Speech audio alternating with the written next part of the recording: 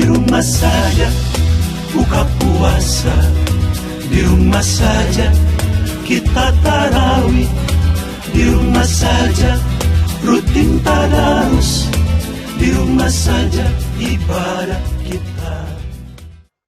Assalamualaikum warahmatullahi wabarakatuh. Waalaikumsalam warahmatullahi wabarakatuh. Bismillahirrohmanirrohim. Assalatu wassalam ala asrobil anbiya'i wal mursalin Sayyidina wa maulana Muhammadin wa ala alihi wa sahbihi ajma'in. Allahumma sholli ala Sayyidina Muhammad wa ala ali Sayyidina Muhammad kama ba'du.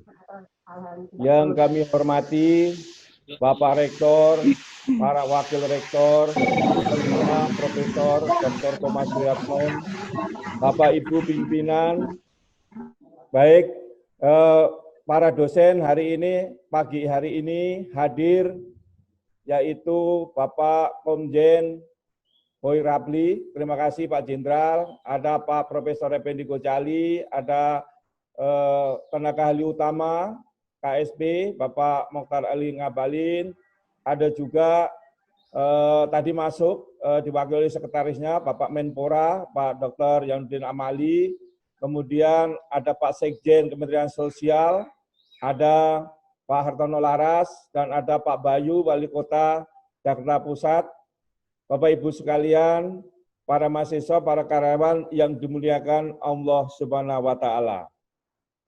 Puji syukur pada pagi hari ini, Kamis 28 Mei 2020, keluarga besar program Pascasarjana Universitas Profesor Dr. Mustopo Beragama mengadakan yaitu halal bihalal melalui online.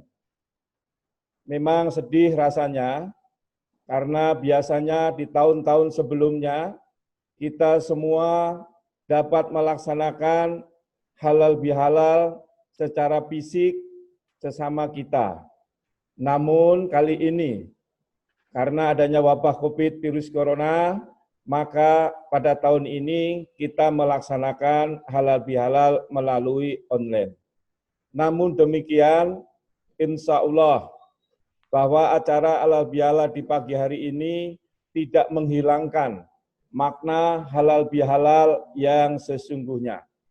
Bapak Ibu, para pimpinan, para dosen, para mahasiswa, para karyawan, dalam kesempatan ini kami segenap sivitas akademika program Pascasarjana Universitas Profesor Dr. Mustopo Beragama mengucapkan minal aidin wal faizin, mohon maaf lahir dan batin atas segala kesalahan dan khilaf. Bapak Ibu sekalian, bahwa halal bihalal pada dasarnya merupakan suatu kebiasaan yang dilakukan oleh masyarakat Indonesia. Biasanya setelah sholat Idul Fitri, ya, kita saling bersalam-salaman atau berhalal bihalal. Bapak, Ibu sekalian, halal bihalal pada dasarnya tidak bisa diartikan secara harfiah dan satu persatu kata antara kata halal, kata bi, dan kata halal. Istilah halal bisa diartikan dalam bahasa Arab yaitu kata halal. Dalam bahasa Arabnya mengandung 3 makna yaitu halal, al, dan habi, yang memiliki arti benang kusut terurai kembali. Nah, sehingga di dalam perkembangannya dikenal dalam bahasa Arab, halal bihalal muncul sebagai yaitu ucapan saling menghalalkan kesalahan dan kekhilafan, sehingga di antara kita saling memaafkan satu sama lainnya. Nah, di Indonesia memang sering dikenal sebagai tradisi halal bihalal, ya. Tapi di negara-negara lain memang tidak mengenal istilah yaitu halal bihalal. Setelah melaksanakan sholat Idul Fitri, biasanya dilanjutkan dengan salaman atau saling maaf memaafkan. Sehingga situasi yang demikian itu membuat umat Islam melebur kesalahannya dengan saling berbagi maaf tanpa ada sekat yang membatasi, yaitu saling maaf memaafkan.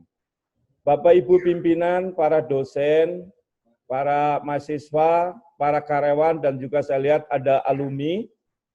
Sebenarnya ada 3 hal pelajaran penting yang bisa kita petik dari kegiatan halal bihalal. Yang pertama, pelajaran yang pertama adalah yaitu pembersihan diri dari segala bentuk kesalahan, ya, ibarat pemudik yang pulang ke kampung halaman setelah sekian tahun merantau ke negeri orang ataupun di luar kampungnya, maka di dalam perjalanannya seringkali tidak sedikit para pemudik itu melakukan kesalahan, misalkan tidak sholat, bahkan tidak makan, tidak istirahat karena lelah, ya, tidak berzikir, bahkan menganiaya dirinya, ya, tidak istirahat, tidak makan. Nah, di hari Nan Fitri ini kita juga ibaratnya mudik kepada Allah SWT kembali, yaitu kepadanya dengan membawa proposal yang isinya yaitu rintihan, permohonan maaf, permohonan ampun segala dosa.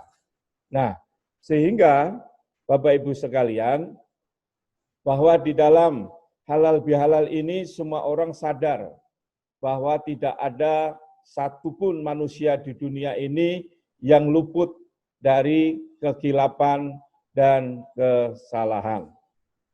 Nah, sehingga Bapak Ibu sekalian, bahwa dengan halal bihalal ini ya menggiring kita untuk kembali ke kampung halaman yang sesungguhnya, yaitu apa? Ampunan dari Allah Subhanahu wa taala.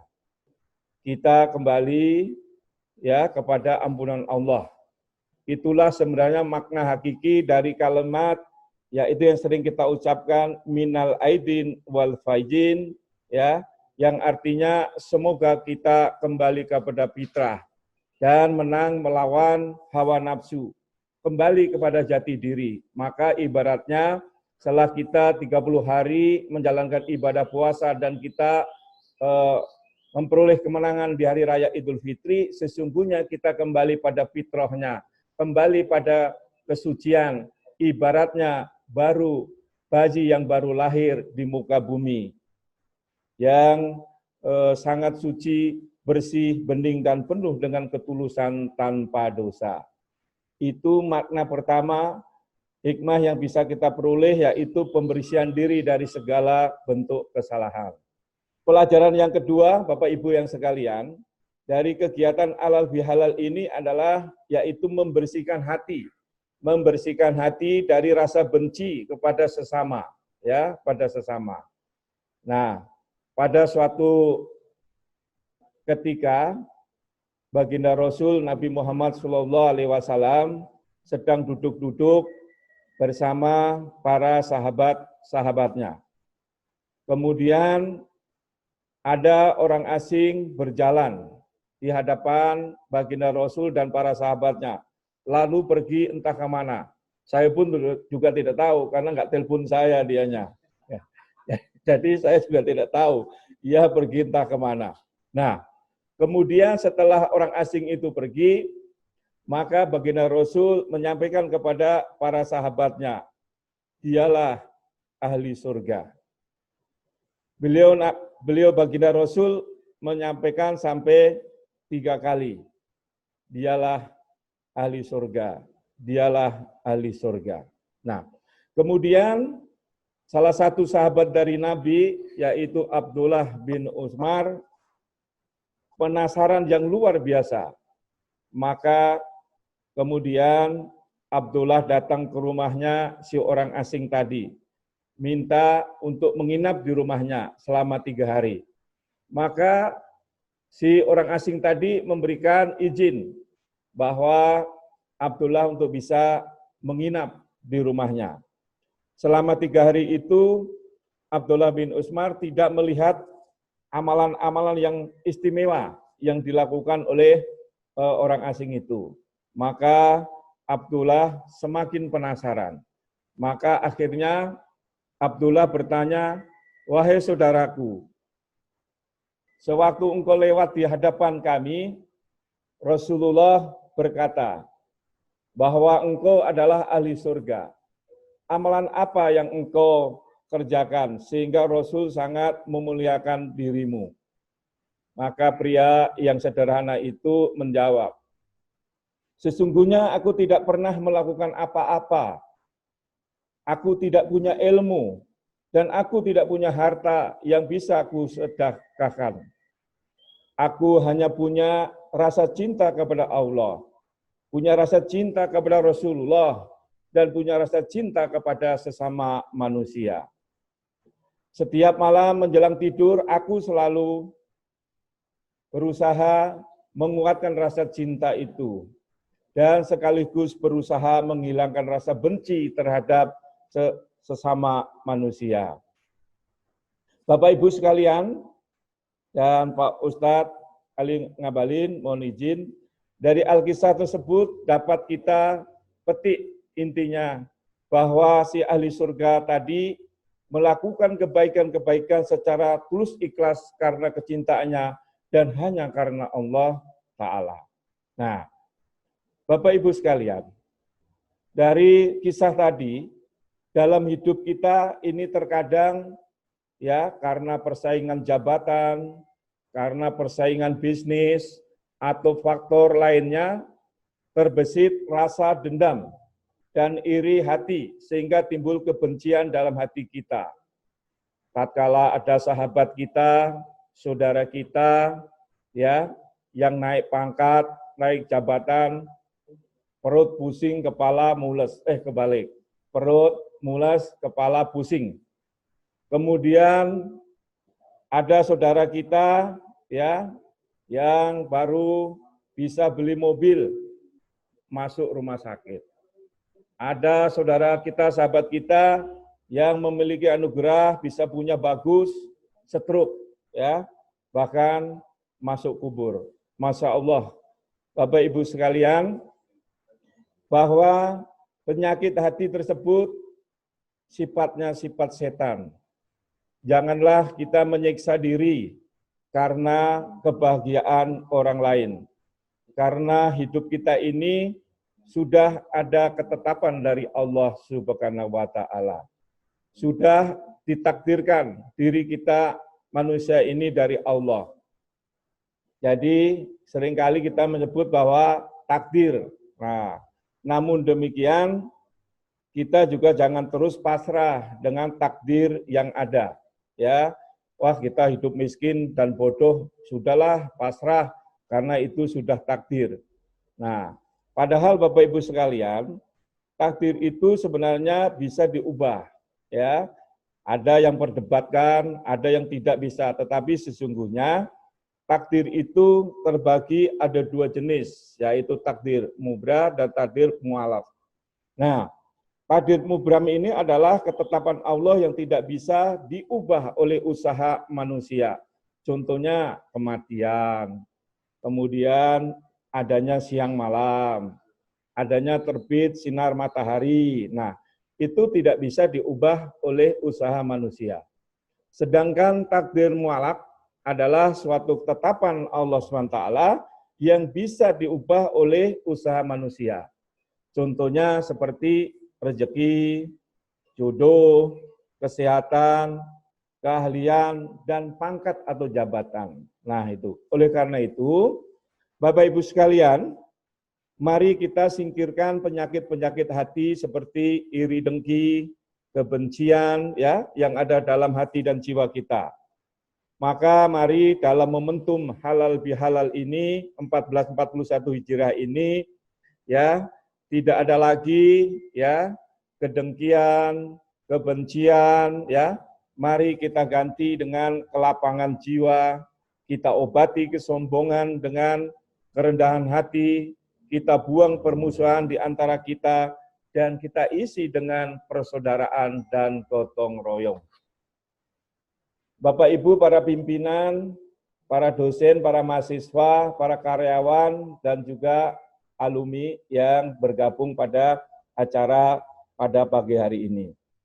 Pelajaran ketiga yang bisa kita petik dari kegiatan halal bihalal yaitu memupuk kepedulian kebersamaan sebagai makhluk sosial.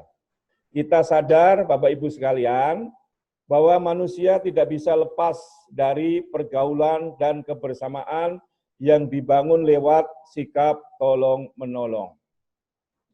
Bulan Syawal ini sebagai bulan indahnya kebersamaan di dalam kasih sayang, merupakan hari-hari yang begitu membahagiakan bagi kita semua sebagai umat manusia.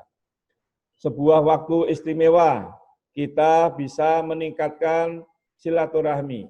Kita saling mengenal, ya tadi kita bergabung juga Pak Jenderal Borapli tadi, alhamdulillah, dan kita bisa saling mendoakan, ya. Seringkali doa yang dianjurkan saat kita berjumpa, kita ucapkan adalah taqabbalallahu minna wa minkum. Semoga Allah menerima amalku dan amalmu. Bapak Ibu sekalian, mari kita hendaknya berusaha mengamalkan tuntunan dari Rasulullah untuk memberikan yaitu kesenangan dan kegembiraan kepada saudara-saudara kita yang fakir miskin, kaum duafa, kemudian juga masyarakat yang dalam kondisi memprihatinkan yang saat ini akibat COVID-19, agar bisa hidup normal dan mereka kelak bisa hidup seperti kita. Nah, oleh karena itu, marilah tatkala kita punya rezeki yang lebih, tetangga kita, sesamping kita, ada yang sangat menderita, mari kita ulurkan tangan kita. Mari kita berbagi kasih kepada sesama. Jika Bapak Ibu sekalian, semua itu bisa kita lakukan. Allah berjanji dalam hadis qudsi, cintaku berhak diperoleh bagi orang-orang yang saling mencintai karenaku. Cintaku berhak diperoleh bagi orang-orang yang mau saling memberi karena aku. Cintaku berhak diperoleh bagi orang-orang yang saling berlaku adil karena aku. Dan cintaku berhak bagi orang-orang yang saling berziarah karenaku. Bapak Ibu sekalian, dari hadis qudsi tadi, kita bisa petik intinya bahwa jika kita mencintai sesama, ya, bahwa kita jika mencintai sesama dan berbuat baik secara tulus dan ikhlas karena Allah Ta'ala, maka insya Allah Allah akan mencintai dan memberikan keberkahan bagi kita semua. Bapak Ibu, para pimpinan, para dosen, para mahasiswa, para karyawan, dan para alumni. Sebelum saya mengakhiri sedikit tausiah pada pagi hari ini, saya ingin memberikan wasiat kepada Bapak Ibu sekalian, apa-apa saja yang bisa mendatangkan keberkahan di dalam hidup ini. Apalagi kalau di bulan suci Ramadan itu kita dapat melakukan amalan-amalan kebaikan. Apa itu hal-hal yang bisa mendatangkan sebuah keberkahan di dalam hidup kita? Yang pertama adalah bertakwa kepada Allah Subhanahu wa Ta'ala. Apa itu bertakwa? Bertakwa artinya menjalankan segala perintah Allah Subhanahu wa Ta'ala dan juga menjauhi segala larangannya. Nah, bagi umat muslim salah satu contohnya ya harus menjalankan sholat 5 waktu, ya. Nah, jika barang siapa yang bertakwa kepada Allah, maka insya Allah Allah SWT akan mendatangkan keberkahan di dalam hidup kita. Yang kedua, yaitu berbakti kepada orang tua. Nah, berbakti kepada orang tua, kalau di dalam filosofi Jawa, orang tua itu bagikan Tuhan yang kelihatan. Maka ibaratnya kalau Prabowo itu selalu mengatakan malati, malati kalau wani, kalau orang tua. Ya, Pak Effendi, malati marang orang tua kalau wani. Nah, jadi seringkali kita melihat Bapak Ibu, tatkala orang tua kita sudah jompo, kita menyia-nyiakan, ya, menyia-nyiakan, dimasukkan ke panti jompo, ya, padahal orang tua kita luar biasa yang melihara kita hingga kita dapat menjadi sekarang ini. Oleh karena itu, barang siapa yang berbakti kepada orang tua, insya Allah Allah akan mendatangkan sebuah keberkahan di dalam hidupnya. Yang ketiga yaitu bersedekah. Nah, barang siapa yang gemar bersedekah, ya menyisihkan harta, sebagian hartanya untuk dibagikan kepada fakir miskin, anak yatim, kaum du'afa, ya insya Allah Allah SWT akan memberikan keberkahan kepada kehidupan kita. Yang keempat yaitu banyak baca istighfar, ya, astagfirullahaladzim, atau dengan panjang dikit astagfirullahaladzim, allati la ilaha illa huwal hayyul qayyum wa atubu ilaihi. Nah, jadi barang siapa yang banyak membaca istighfar, insya Allah Allah akan memberikan keberkahan di dalam hidup kita. Yang kelima yaitu silaturahim. Nah, seperti pagi hari ini, walaupun kita tidak bisa saling bersalam-salaman, ya, kita tidak bisa saling berkunjung, ya, tetapi model kita saat ini karena ada wabah COVID-19, kita bisa melalui WA, kita bisa melalui video call, bisa melalui Facebook, bisa melalui email, dan sebagainya. Nah, inilah barang siapa yang gemar ataupun senang melakukan silaturahmi kepada sesama manusia, ya insya Allah Allah akan mendatangkan sebuah keberkahan dalam hidup kita. Yang keenam yaitu harta yang halal. Barang siapa yang memakan harta atau memberikan nafkah keluarga kita, anak istri kita, ya dengan harta yang halal, maka insya Allah keberkahan akan datang dalam hidup kita. Nah, coba kalau kita melihat banyak para pejabat, ya, yang ujung-ujungnya masuk penjara, anaknya masuk penjara, anaknya narkoba dan sebagainya. Nah, mungkin harta yang digunakan adalah harta dari korupsi. Nah, oleh karena itu, jika kita ingin mendatangkan sebuah keberkahan dari Allah Subhanahu wa taala, gunakan harta yang halal untuk hidup kita, untuk hidup keluarga kita, ya. Insya Allah kita akan didatangkan keberkahan dari Allah Subhanahu wa taala. Kemudian yang ketujuh yaitu memaafkan. Nah, ini yang seringkali kita sulit, ya, kalau kita sudah sakit hati, kita sudah dendam, ya, kita nggak mau memaafkan orang lain. Padahal Allah SWT pun memaafkan segala dosanya, ya, dari umat-umatnya. Apalagi kita ini manusia. Maka barang siapa yang mudah memaafkan kesalahan orang lain, maka Allah akan mendatangkan keberkahan di dalam hidupnya. Kemudian yang 8 yaitu sholat malam. Sholat malam ini biasanya sholat tahajud, kemudian dilanjutkan sholat tobat, baru dilanjutkan sholat hajat. Nah, barang siapa yang melakukan 3 jenis sholat ini di malam hari, ya, insya Allah Allah Subhanahu wa taala akan yaitu mendatangkan keberkahan di dalam hidup kita. Kemudian yang 9 yaitu sholat duha. Nah, sholat pagi mulai terbitnya matahari hingga tengah teriknya matahari, yaitu antara jam 6 sampai setengah 12 pagi. Nah, barang siapa yang ya gemar senang ya menjalankan sholat duha, insya Allah Allah akan mendatangkan keberkahan dalam hidup kita. Kemudian yaitu puasa Senin Kemis. Nah, ini saya lihat banyak dosen-dosen yang seringkali puasa Senin Kemis. Nah, puasa Senin Kemis ini sunatnya Rasul. Nah, barang siapa yang gemar, senang melakukan puasa Senin Kemis, insya Allah Allah Subhanahu wa taala akan mendatangkan keberkahan di dalam hidup kita. Nah, yang terakhir yaitu pergi haji atau pergi umroh. Nah, ini barang siapa yang pergi haji atau umroh, kemudian doa di tempat-tempat yang dikabulkan oleh Allah, ya, seperti di makamnya Rasul, di Hajar Aswad, kemudian di Ka'bah dan sebagainya, insya Allah Allah SWT akan mendatangkan keberkahan dalam hidup kita. Bapak Ibu, para pimpinan, para dosen, para guru besar, para mahasiswa, dan para karyawan yang dimuliakan Allah Subhanahu wa Ta'ala. Mudah-mudahan dengan melaksanakan halal bihalal di Syawal 1441 Hijriah ini, kita semua mampu mensinergikan antara hablum minallah dan hablun minannas. Hubungan baik dengan Allah dan sesama. Bahwa dalam tradisi halal bihalal, ya, kepada Allah kita memohon ampunan, dan kepada sesama saudara kerabat handetolan kita saling memaafkan.